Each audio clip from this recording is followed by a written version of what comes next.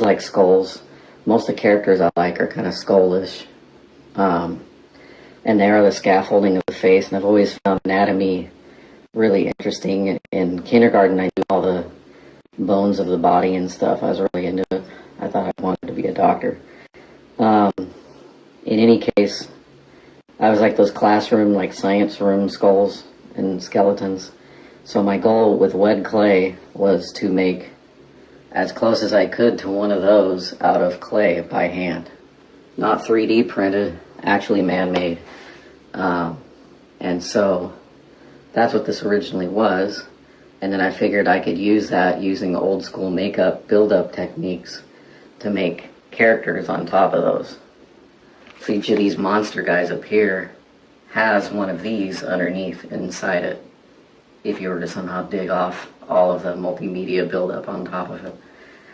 So the original that I actually made properly with wet clay and then used plaster molding, which was very difficult for me, and then painted mostly from techniques I learned from Distortions Unlimited, are these skull masks. And the most naturalistic one that I painted recently is this one. I saved doing that for last, based on photos I've seen of people who sell human skulls, of the coloration and the different stains they have and stuff. Kind of like, almost like sedimentation or whatever it's called. Then this one's like a Halloween skull, I would consider it, where it's black and white. When I did the casting and the molding, I lost a lot of the little sutures, so I kind of painted them back in, like here.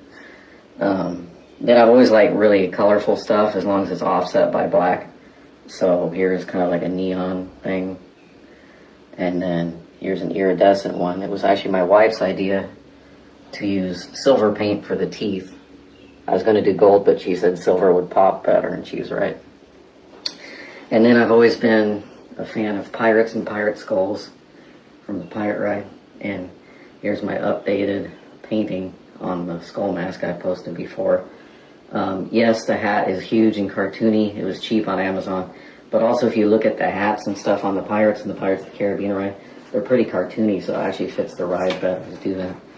On this guy, now the missing teeth that the skull sculpt has is actually based on a real skull image that I was using as a model. I was kind of using that and a life-size skeleton skull when I was sculpting as my reference.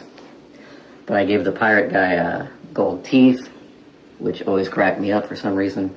And then since he's missing teeth, he's the one guy that I kind of showed why they're missing by having kind of rotten spots of the skull.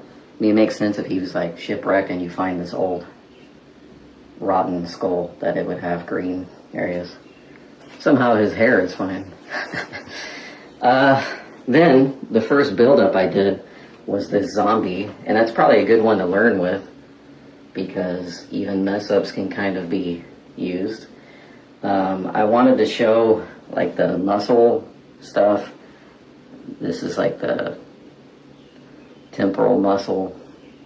I got a little zombie style eye there, a bunch of blood, messed up hair.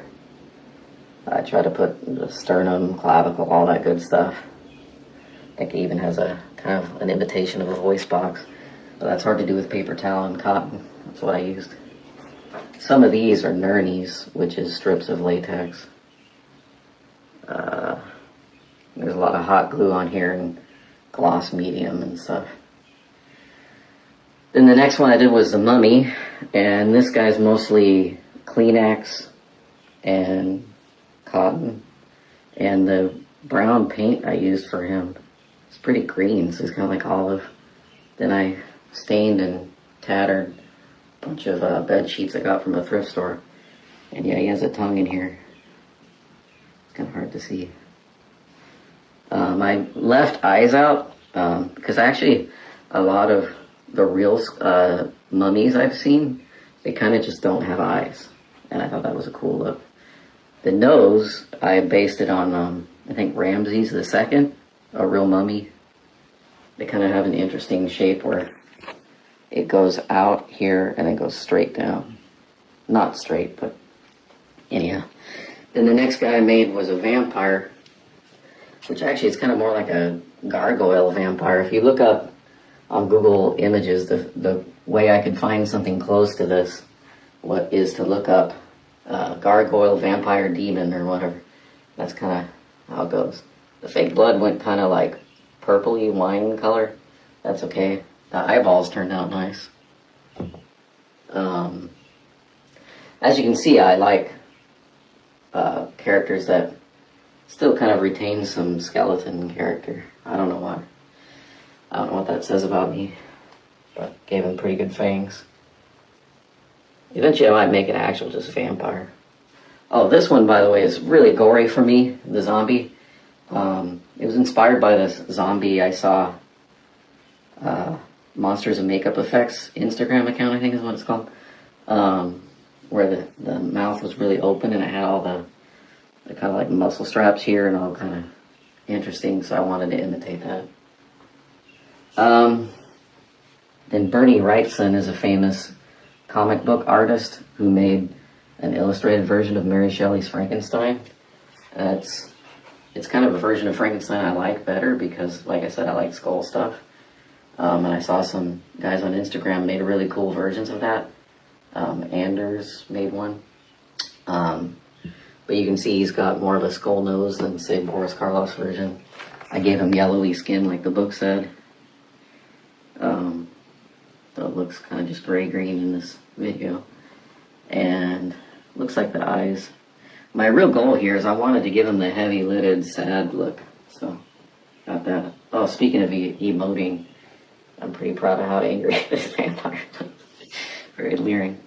So then, last but not least, probably my favorite monster of all time, Lon Chaney Sr.'s Phantom. It seems like people are almost scared to approach it because it's so good of a design. I haven't seen a movie try to recapture it. The Claude Rains version is really lame, and the musical is dumb. It has nothing to do with the original book character at all. The book version of Eric is much more evil and scary and stuff, like Lon Chaney's.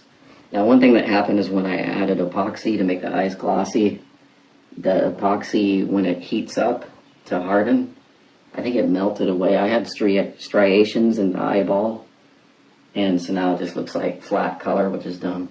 And this texture right here on the gargoyle vampire is made with breadcrumbs and latex, a technique from Dick Smith's monster makeup book, which works really good for here. And I wanted to make sure the Phantom also had texture, but I think the breadcrumbs is too much texture. Kind of makes him look like an old man more. But I am proud that the overall likeness is good, and that unlike most people who attempt to do Chaney's Phantom, I didn't make him look fat. A lot of people really exaggerate the jowl lines here, nasolabial folds and stuff, to the point that he's like enormously fat. He's not fat, he's supposed to look like a skull. But I may have overdone that because now this is like very bony edge, and this especially too. So yeah, I'm always trying to get better at getting Lon Chaney's Phantom likeness, but this was a challenge I did where I wanted to start him and finish him in 4 days before I went on a trip. And then he's wearing a wig because I didn't want to lay in hair. I might eventually, but I would want to put on not that effort for a better Phantom first. This one is one of the best. I mean, it's not even that good, but for me, I don't like laying hair because I'm not good at it yet. And that's decent. I gave him a good haircut at least. But I think next I should make a werewolf to really challenge my hair laying technique. But I'd say the best paint job I've done so far is this, and I learned from the Phantom to wait longer before I epoxy the eyes. So for once it didn't melt away the little veins I added in the eyeball. Same thing for the teeth, it didn't get rid of the stains when I put epoxy. So anyhow, this has been a little over 6 months of me doing this mask making hobby. I'm going to get a contact lens consultation. I'm hoping to go back to doing makeup because I really like trying to transform myself for Halloween and stuff. That's really what I like. And masks are just not as convincing because there's no actor in the face. And unless you make it to where the jaw can move, it can't even move. It's just this still face. But it's cool to have all these though. It's just a cool art form. I think in the end, I like that one the best though, the black and white skull.